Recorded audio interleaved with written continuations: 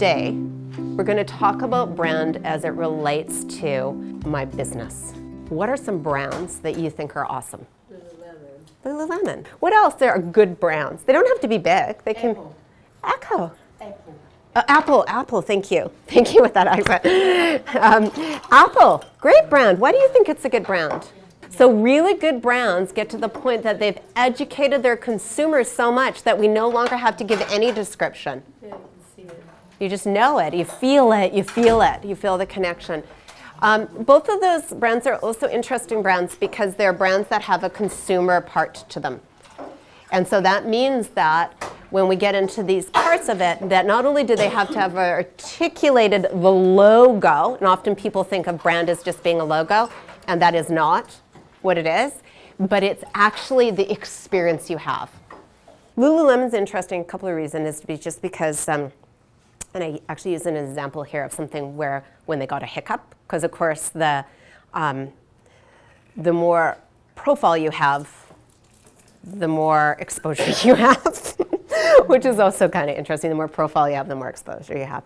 So when starting a company, or when you're really looking at trying to grow your company, one of the top things that we always say is build a brand Bible. And you can use the word, often when I work with organizations around building out their brand identity, all the core pieces of their brand, of their business, I might use that, I might make that brand Bible relevant to the business they're in. It might be, if you're in safety, a brand manual, because we think of safety manuals. When I have worked with organizations that are in the food industry, it might be a brand cookbook. So right away, we're starting to identify our language with what it is we do. And this is not only is it a document that contains these elements that we'll talk about, but it also has to visually stimulate you.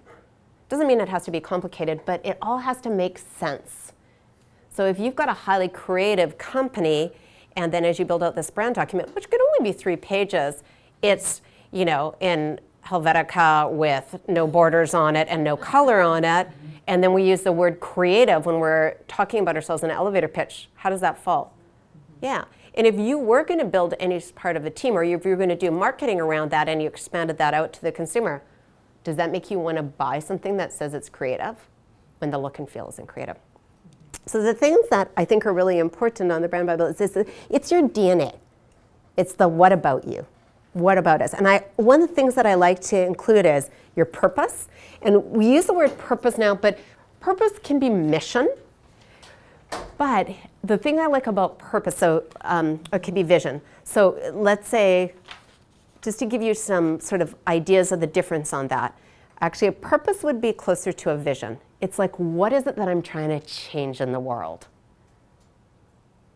And then a mission, and your vision might be, I want to be the biggest. But as a consumer, I don't care that you want to be the biggest. But what I do care about is, what are you trying to do? We're trying to save lives. And so you don't have to always say on the purpose, this isn't a cumbersome thing, and it's really a document for you to steer you, a filter for you, is you don't have to say by having a helicopter, you just say, I am here every day to save lives. So there's a big healthcare company that I worked as the CSO for, and I was on their board for a long time, called Nurse Next Door. And they're home healthcare. They're the largest home healthcare company in Canada. And they're growing into the States really big. And so they did we did a really deep dive on this brand stuff. And so their purpose, they didn't have a mission or a vision, their purpose was making lives better. And it was really interesting because when we got down to everything, that was a really good filter for us. So we're going to make a decision to acquire another company. Do we make any more lives better? Do we make lives better? Now, there were financial goals behind that and everything, but in terms of driving the business and in terms of the language we're going to use around it, that was the purpose. The other important thing, so do people feel like they understand their purpose? Yeah? And again, just like your elevator pitch, and by the way, some of your purpose may be embedded in your elevator pitch or vice versa, but is look at it, write it down, and if it's more than a sentence or two, it's too long. Because if you were going to build out your company and have a team of 15, they all should be able to say their purpose, your purpose, their purpose of being there without looking at anything. So I was doing some work with Cactus Club yesterday, and their purpose is making every guest happy, or every guest leaves happy. So it's really great because when we talk about customer interactions, when we talk about team, our whole thing is, does that make the guest leave happy? Does it make the guest leave happy? So your purpose is a great filter. So I'd always have your purpose. And if you don't, who does have a brand book of any sort right now that they refer to? Great. If you don't, my suggestion is this would be a great takeaway. And it doesn't have to be a book. It can literally be a page that says, here's the name of my company. Here's my purpose. And then what other important things are to include in that document, in my mind, are your values. You know, and there's a rule of thumb, somebody like Zappos, you guys have heard of Zappos before, they were really, really known for their values. Here's what I believe on a small business, is if you have one, that's fine. You can't have more than 3, because you can't possibly use more than 3 as a filter. So a couple of examples around that is Cactus Club. I think they have 5. Their core values include Kaizen, which is it's a way of thinking about continual improvement. Nurse Next Door includes admire people. And so I always like to have on my core value, so I would say your core value is 1 or 2 words, and then you could have a descriptive, a 1-sentence descriptive. So admire people. In each interaction with client or team, we make sure that we're admiring, that we're respecting it. And I wouldn't actually reuse the word, I'd say respecting and caring for others. Awesome. And why I love values is, again, they're a good filter. And as they're a good filter, how many people are just themselves in their business right now? Okay. It is also, so sometimes when I say it's a filter for others you work with, others you can work with can be your actual clients. Has anybody had a client where we're not judging the client, but you're just, it doesn't feel good with the client. It feels like you're always up against it. Has anybody had that experience? Right. So often, if I were a coach, I would be talking about, and I was my own brand, and I hate that, by the way, but because I just feel like it's really indulgent. But if I was my own brand, I would say, so I'm my own company. What I have to know is, what are the filters? What takes my energy away from me? So the filters might be, so I have a huge thing around transparency. And sometimes when I'm working with a company or a person, and I can't figure out what those little are in me, where I'm like feeling like sticky. I'm feeling sticky, is if I go back and go, what is it I'm experiencing? It would be something to do about transparency.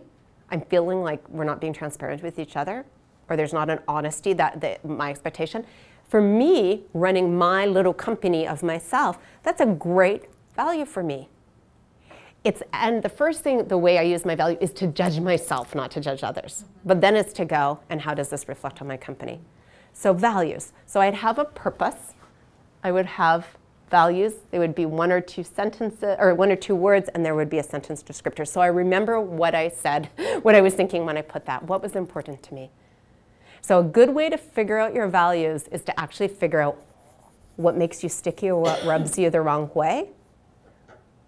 Not just in others, but when you do it. And please don't use integrity, because my assumption is, or professional. Because those are just starters for business. Use some, think a little bit deeper. Might be quality. Might be quality. It might be always quality. Think of something that's an action word too, like put a word in front of it that goes always quality, not just quality. Always quality. You know, we had something around, I don't know where our mission girl is, but we had something around that. Like there would be something there around something more than sustainable or sustainable innovation. Always looking for what the next thing is. Like there's got to be, because it's obviously important to her. What things would you judge yourself on? And then what things will you use as filters for others? And business partnerships are, you know, I try to use my filters as much as possible. And there was something the other day I didn't use good filters on. Not a bad company. I just didn't use my filters properly. And you know, my husband said to me, you told me that you were thinking about this too much. And sure enough, when I got and did the work, it's not that it's bad work, it's just not my work. And I was like, I knew it. And then I pushed down that intuition because I was trying to serve somebody and, you know, just not, I know it, I know I should know. So it's got, you know, it's got your filters in it. And these are things that if you're, you know, you're making decisions on. So it's got your values, and then the other thing is, I would always encourage you to think about your tone. And it's funny because I kind of said that when we were talking about your elevator pitch. What is your tone? So for sure, one of my tones would be something to do around lightness or fun. Like if I'm not able to have fun in an interaction, even when I was talking about violence in the workplace, which is an awful subject, there had to be a tone of, can we pull the, I'm not this person, I'm not, you know, a person that kind of gets in the weeds and is draggy. I've got to find a way to go, how can we make this feel a little bit lighter in our hearts, even if it's hard subject matter? Which is interesting again, Roberta, because I felt like even with Roberta's, her tone, the information was hard information, but I thought her tone, it wasn't like, wah, wah, wah, wah, wah, right? Which, you know what, it kind of can be when you're delivering hard stuff sometimes. So for me, for my brain, that was an easier way to absorb that because she did it and it was crisp, but there was a certain levity about it, even though it was not good information, like it's hard information to hear. So think about your tone. Again, 1 or 3 words. If you've got if you're more than you, that will then, these are start of the things that you can put in performance or reviews with your team. Is you're going, hey, you're doing a really great job. And when you did that interaction, when you had that interaction with the customer the other day, you know, one of our values is around this. Can we talk about what that meant for you? Because I wasn't feeling it quite like I need to, or we need to here. Or, hey, you're doing all the right things, but our tone here is one of you fill in the blanks. And that was feeling a bit heavy. So does that make sense, Tom? I would have that in there. And then I just have a couple so that you don't keep, you know, it has to be clear, you're clear about who you are and what you are. And so I would look at, I would put in any tags. So tags are valid. So I know your clear value proposition, 1 or 2 sentences. How is it that I'm different from others? Know that, value proposition. And tags are just kind of like a really, really shortened version of your elevator pitch. So my tag up below was wash, blow, go. Wash, blow, go. If we went down deeper into my secondary, sometimes you have a bunch of taglines that you use in different places, it was no cuts, no color. And then if we went down deeper, another one was you're not cheating on your hairdresser. Because at that time, it was like the only time, you know? So really, so wash, blow, go was really descriptive of what we did. And so if asked when first to market, if asked what is it that what is, it's no cuts, no color, just wash, blow, go.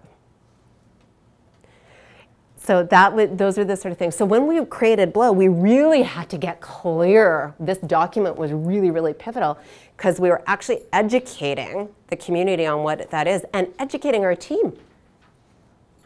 And really, we want to use less language.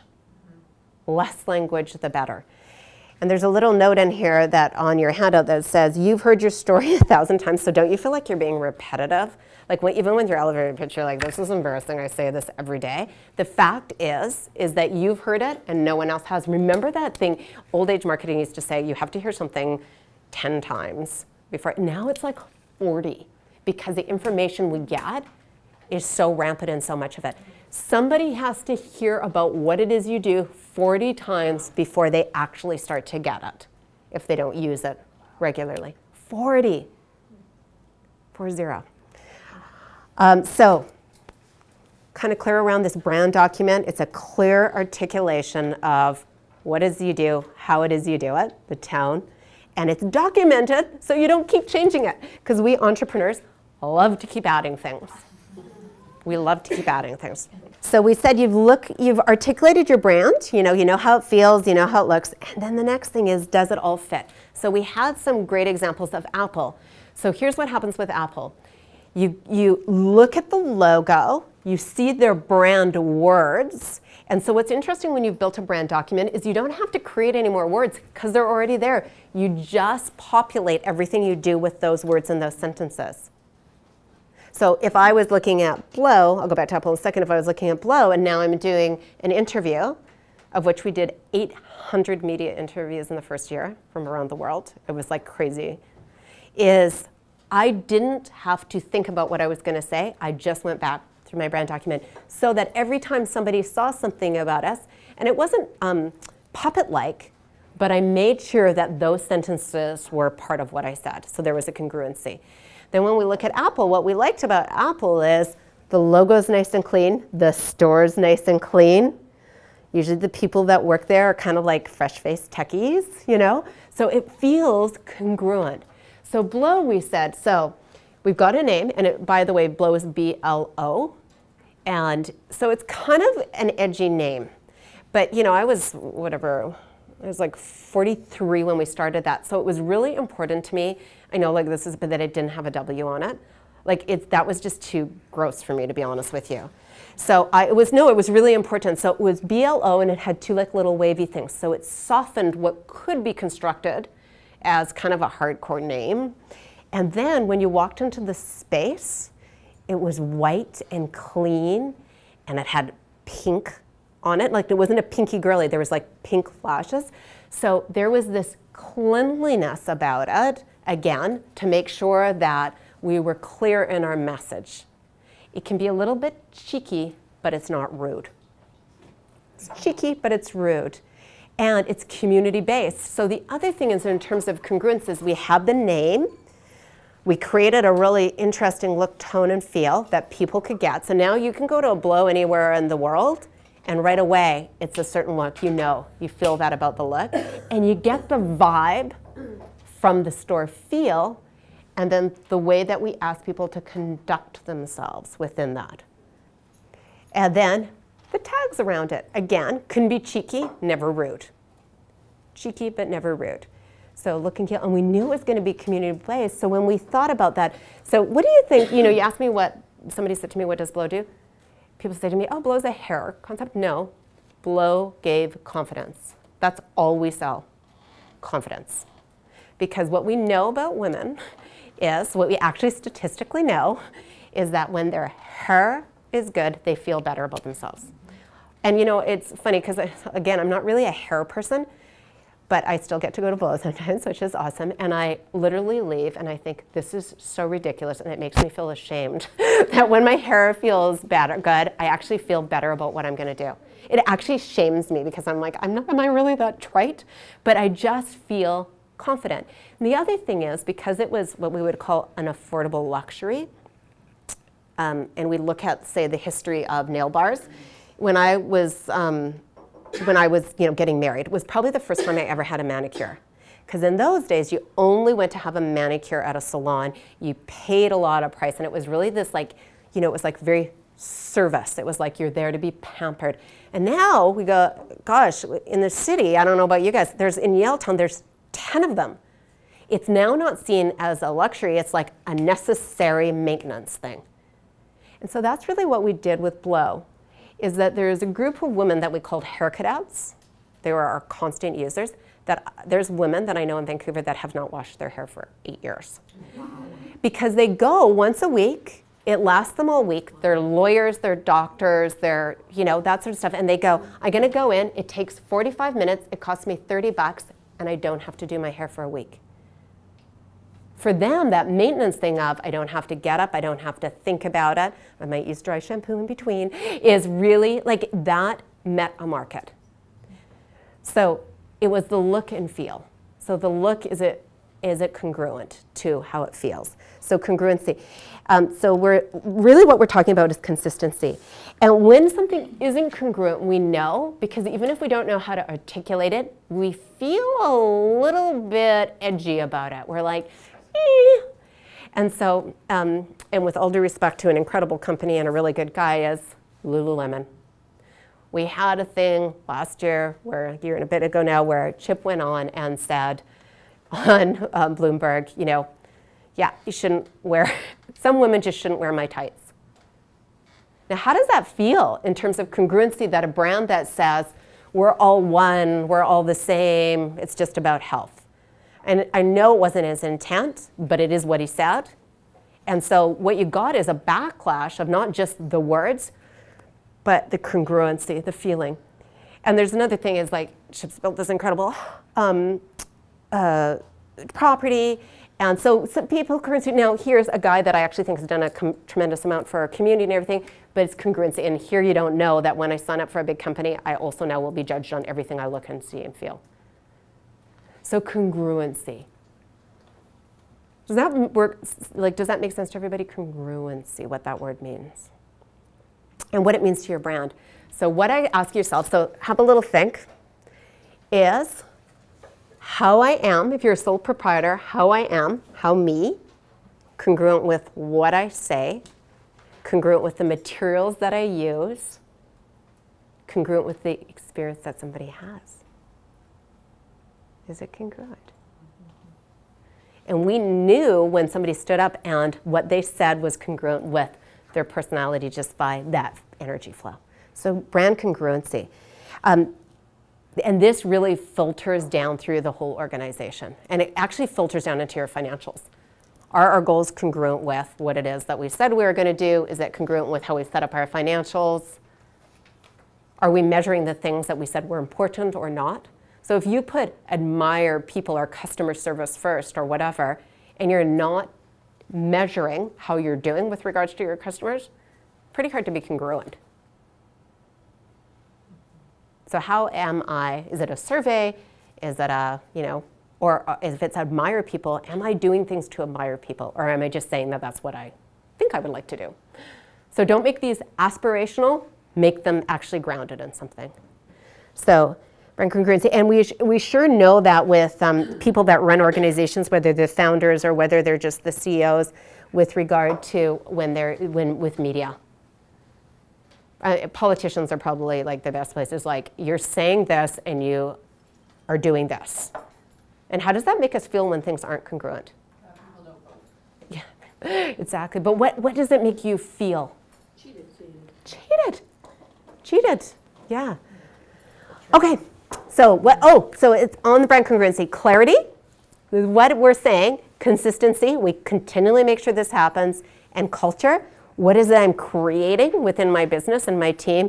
That's where the magic is. And you know those brands. They're Apple. They are Lululemon.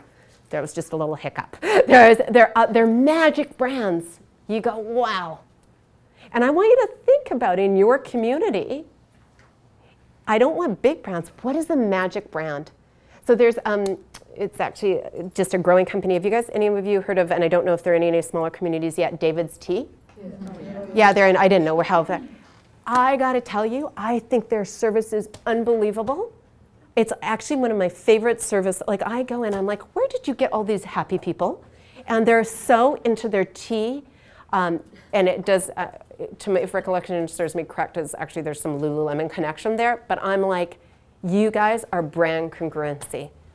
And you kind of did it a bit different.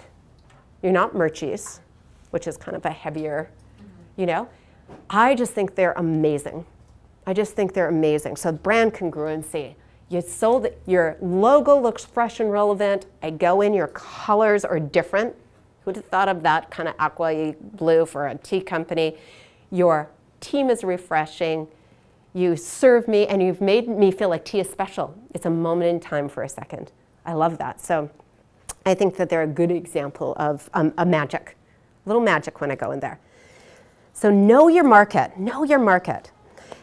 So what we know is that this is marketing at its. We will try 10 things and one will work. And the magic in marketing is to keep doing that one thing and let go of the 9 things quite quickly.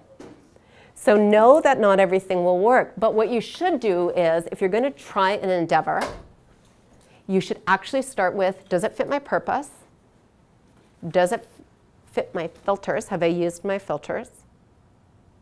So is this going to get us any closer to what it is we're trying to achieve? Then, does this fit my filters that I've used?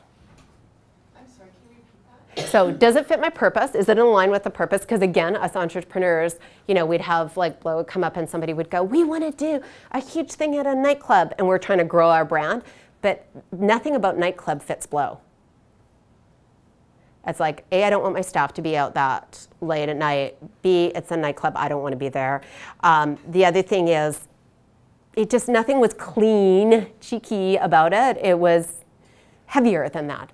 So that would have not been, so even though it was like, we're going to get you to get tons more people, they may have not been good hair cadets, that would be in my judgment on that, is does it fit the brand? Is it congruent with the brand? And then does it fit my filters?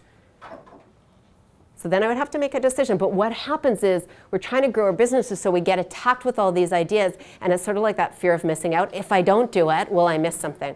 There's a company in Vancouver right now called the Juice Truck, and I do a lot of mentoring with them, and they were one of our first to market cold pressed juices. 2 young guys, so lovely. Great brand articulation, really doing a good, like congruency, really good. But they're now in their 4th year. In their first 3 years, they had to do a lot of brand building, but now they've opened a bricks and mortar store. They were originally like a truck. Now they've opened a bricks and mortar store. And I have to constantly say to them, you do not need to do what you did in year 1 and 2 and 3. You need to do something different now. Because now you've got a bricks and mortar, which means you actually have to get people to that store. And so is that idea, because they're constantly pulled into, when somebody wants to open a restaurant with them, great idea. Is it a good idea for year 4? Probably not. We know in terms of energy, time, and resources, it will take them away. So we kind of get excited, because if we're entrepreneurial, we have this like conceptual, visual thing going on. We get excited, but we got to pull ourselves down and go, does it fit my purpose? Does it fit my filters? And is it the right thing to do right now? So with your, know your market is, so plan it, test, try, and measure. That's the big thing we often forget when is the measurement. So let's take just like a typical marketing thing with your business is, let's just say you're doing a car drop. I'm going to use something, you know, you put the little printed things on each car, let's just say. Is you go, well, you know what? Somebody came around, they told me they'd print these for 50 bucks. I can pay somebody for 2 hours to drop them all. Great. And then I ask you a month later, did it work? You'll go, oh yeah, I think it did. That's not enough for me. I want to know what did you use there? Like what did you put on that drop to know that you were driving those people from that drop into the place? And what was your expectation around that? Did you expect 10%? Were you going to expect 20 people to drop by out of 200? Or was 1 enough? So then you've tried it, you tested it, you've measured it, and now you can make another decision about that. And back to Nurse Next Door example is, you know, they used to use mail drops all the time, so it was a really good thing. 5 years, 6 years into business, they were still telling me mail drops worked, and I was like, have we looked at it lately? And here's the other thing about us as entrepreneurs and founders is, like, because we should use our intuition a lot, sometimes we just use our perception. And what numbers do is they ground you in, yeah, have I really checked in on that lately? So the thing is, mail drops no longer worked. But nobody had figured that out at Nurse Next Door. And that's how really, really big companies make really, really bad financial decisions, because it's just a number on their financials that nobody thinks to go, do we still need this? Is this still working? So the thing about knowing your market is, know who it is, have an idea of who your target market is. They are architects and engineers. That makes marketing so much easier. There's a whole bunch of stuff I don't have to do because an architect or an engineer is not there. Why would I do that? So know who your market is. So at Blow, we marketed, all our materials were around a 27-year-old, but we actually knew that the average age was about 42 of the person that did the most blowouts in a month. But we don't market to 42 because then 27-year-olds would never come. It's like jeans companies, you know. But what we knew is that we did it and did it in a good way, then 42-year-olds would come. But 27-year-olds wouldn't be put off. So we knew our market segments. A hair cadet would be 42, then there were the once in a while people, they would be, you know, between the ages of 25 and 35, and then we had the, you know, I'm coming for grad once a month or once every couple months. My mom's probably going to bring me or treat me, 18 to 22 years old. Yeah? So a new market, we could test with them, we could do like a grad campaign, we could go to all the private schools and say, if they come down in groups, here's what we'll do, or just we're going to have, we did sparkling apple juice in bar for them. If they came down and cried, just stuff like that. Test it, did it work, was it worth the effort? And effort in a small business, in my mind, is time, your time, and other people's time, which we never value enough. If I was working for another company, how much would I get paid an hour, and is that worth it? Time, money, the resource of money, and energy. So try things differently. Did you weigh it against your documents, and don't do what the pack is doing. Some people, by the time you do it. So my grandson was going to be called Wolf. He wasn't, but he was going to be called Wolf. But it's funny because, she's like, Wolf, and I'm like, whatever, it's going to be cute, whatever it's going to work. But it's funny because one of the things she changed her mind at the last moment, or she and he did, and Wolf is trending as one of the most popular names up and coming. And so I thought that was interesting because by the time you've heard it, you think it's all new to you, but check in. Is it? Or is it, and now is it on my radar? Because I've actually started to hear it around and my brain hasn't picked up on it yet. And she just didn't want a name that was trending. So Wolf is trending, and what is not but still a name is salmon.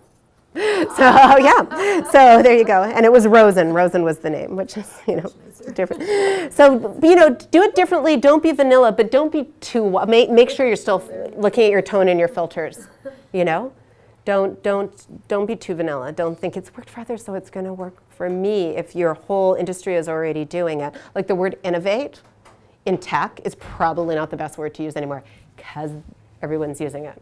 Create experience, not transaction. So think about that for a second. An experience, and not always a positive one for me, a transaction is going to Rogers. Completely transactional, no emotion for me. I never feel like, I'm just always confused and baffled. An experience is David's teas. I feel cared for. So how are you creating an experience? Now, if you're not bricks and mortar or consumer facing, the experience might be is what does my proposal look like? So what I know as somebody who buys services, uses service providers, is I don't want it to be difficult. There's a methodology called Lean, which Toyota uses, and that's like look at all the steps you have to somebody actually purchasing and paying for your service. So I'm going to redo my space. Is how difficult do you make it for me? How many steps are there? And then figure out how many steps you can take away. I used to somebody for some project management recently in Vancouver, a company called Project House. And it has been an experience. There has been nothing transactional about it. The way she sent my proposal very quickly, and she didn't worry about whether I signed it enough because by then we were already into the work. I actually gave her a deposit without that. She knew what her process was, and she also knew when she could just relax on the process. And then the invoice was vis-a-vis some database system, and out it came, and it was everything was easy, and everything was just saturated with her brand and the fact of the experience. She was congruent all the way through. Because what is she? She manages projects. So if any one of those ones hadn't felt seamless to me, that's kind of a bit of a brand incongruency. So it was a complete experience. And then she sent me the finished product. And just a sweet little touch and totally scalable for her business, because she's just a couple of 3 people, is in this physical copy she sent me of the stuff I needed. She had done a little envelope, and in that envelope was some pencils that were beautifully done with her name on them and in this great color, and chocolate. And I was just just this little tiny touch, but all of a sudden it's an experience instead of a transaction, and kind of unexpected. Yeah. So that experience, it's the wow, and you know it because you feel oh wow, you just made my day easier. You didn't make it harder. Rogers makes my day harder. What is it you like about the interaction with another kind of company, and can you translate that somehow into yours? That's the thing. So that's a really good thing. Look into other experiences you have not in your industry and go, can I put a little bit of that magic over here into mine? Is there a way to do that? And that one really asks you, how you answer, how you know if you're experienced or not is, do you have your customer's heart? And you know what happens then? They become an avid, loyal ambassador for your business. When you start saying no to business, because it's actually a sap of energy, time, and money, is when you actually start growing your business. It takes such dedication, though. It takes it takes courage. Are you using your document? Are you using your brand Bible? Are you using that document, your brand map, your brand cookbook, whatever you want to call it? Does it inform your marketing, your operations, your business decisions? Are you using it? So if you say you have, so people said they had this document. Who said they had this document?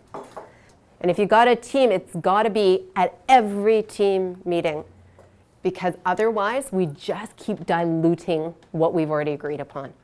Where are our documents? And so we really try to do that. So when you're doing that, when you're ensuring your touch points with your team and your customers, you're like, does it fulfill your brand promise? What is your value proposition or your brand promise? What are you saying that's going to happen when somebody interfaces or connects with you? And is it happening? And then and the big thing, if you've got people working for you, are they actually living that on the floor? No. Are they? And so let's look back to their training. How are you, you start with your brand stuff. Actually, I would look at how you hire people and use your brand questions, embed those as questions. And you can make it fun. So that's the other thing is, in our hiring process in Blow, it was fun. Even at Proactive Resolutions, heavy expert, I used to put on it, what's your favorite meal? Because if somebody wasn't, so I put, you're traveling, you're in a new city, you're on your own, where do you go for dinner? And what's your favorite meal? And, I get people like, I'm the world expert in violence in the world, and if they didn't answer that question, they weren't going to work in our culture. Because first of all, we all really loved food, but the other thing is we actually had people had to be able to balance their, I'm so important being a forensic psychologist with, I've got other things that I like outside of this. We actually hired one guy that was training for a fitness thing, and so that food thing was really hard for him, and you know what? He didn't fit in the office because one of our ways we connected was by sitting down and eating together. And that's not about diversity, it was like he couldn't find another way to connect. It wasn't about the food, but it was he didn't know how to connect. So, these little things that give us a snippet into what the future might look like. And so now everything is well, and so you are now a brand. When you've got all those elements down, you are a brand.